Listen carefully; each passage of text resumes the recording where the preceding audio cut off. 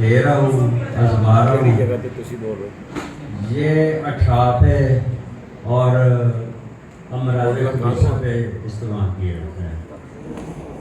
نیلا تھوتھا جو ہے وہ آدھا کلو لے لیں اور جست جو ہے نا پتری والی جست موٹی جست نہیں لے پتری والی جست جس کی موریں وغیرہ بھی نہیں رکھتی ہیں وہ لے لیں. اس کو 5 کلو پانی میں بھگونا ہے. پانی جو ہے وہ پلاسٹک کی بالٹی میں ڈالنا، کسی میٹل کے برتن میں نہیں ڈالنا.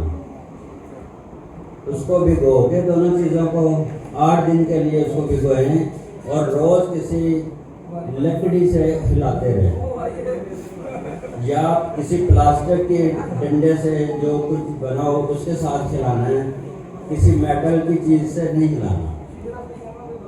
8 دن اس کو ہلاتے رہیں.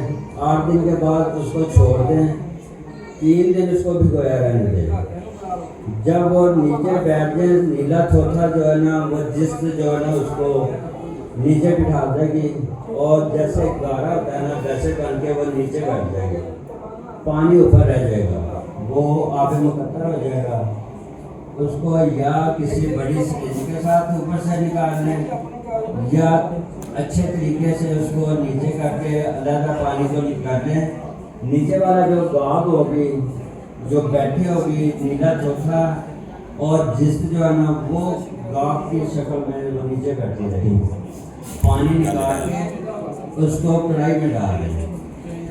کڑھائی میں ڈال کے اس کو پکانا شروع کر دو.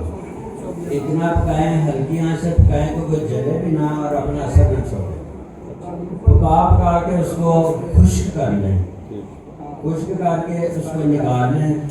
وہ ایکسٹریکٹ کی شکل میں بن جائے گا، خشکا بھی بن جائے گا انشاءاللہ تعالیٰ.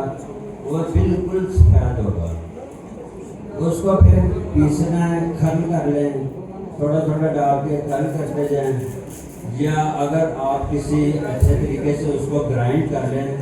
اتنا گرائنڈ نہیں کرنا کہ اس کا اثر جل جائے. تو وہ 2 چاول خوراک جو ہے نا وہ دے دیں. 2 چاول خوراک چاہے وہ شہد میں ملا کے دے دیں چاہے مکھن میں رکھ کے دے دیں.